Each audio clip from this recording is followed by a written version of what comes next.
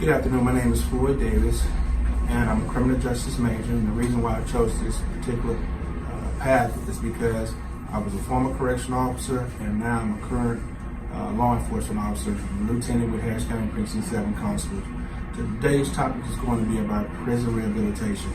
I've seen where the system worked at once upon a time during my 18 years of working for the prison facility, and now that I'm currently in law enforcement, I've seen the system has failed a lot of the offenders who have been awarded to the state. Although America is considered the land of the free, where the government are for the people and by the people, America stands firmly at a #1 spot with the highest incarceration on the planet. According to the journalists Mark Hosen and Brooke Rollins, in the year 2016, there were 1.3 million people held in prison, according to the Bureau of Justice. 3 out of 4 of those offenders were returned to prison within a 5-year span.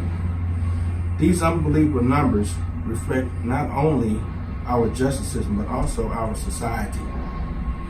What caused this?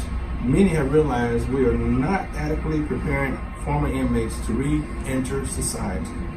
The current understanding of punishment within the prison system is only creating more problems. However, programs for rehabilitation in the prison system have only provided consequences. In 2007, the state of Texas expected to purchase 17,000 new beds.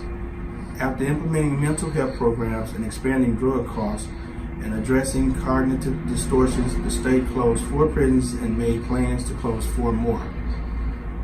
This saved the state $1.3 billion. Imagine what this could look like throughout the country.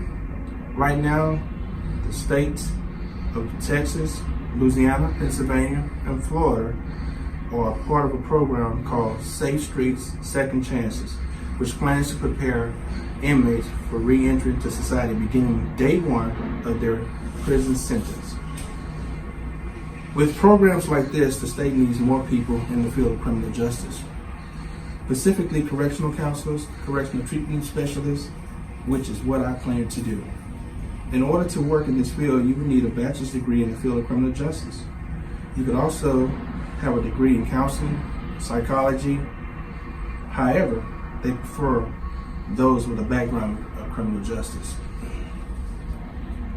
Also, to work in this field, you would need to pass a background check, work in a minimum of 1 year in training, receive a passing scoring exam for those attempting federal or state positions. Employees in this field work several settings, which include state and federal correctional facilities, like Federal Bureau of Prisons or our Department of Correction, as well as offices outside of correctional institutions. This salary is good, and depending on the facility you work for, it could be great. The current salary is about $42,000, which is about $18 per hour. This is the average. The more secure the facility is, the higher the pay is. For higher secure facilities, which includes inmates who are a little more dangerous, the salary falls between $60,000 and $71,000. Advancement in this field generally depends on your experience or degree. A PhD, master's degree in related fields such as psychology, law, and criminology is necessary for advancement. In order to work this job, there are some personality traits or skills you should possess. You would need to be flexible, think critically, be culturally aware, effectively communicate orally and on paper, resilient, compassionate, and of course have a sense of humor. In conclusion, I hope you all now have a better understanding of the job, and hopefully you can suggest to someone you feel is capable. It is an important job and currently in dire need. As a police officer, I see a lot of, and more than half of what I see can be easily prevented. I want to help prevent it, and that's why I plan to work with programs that rehabilitate inmates.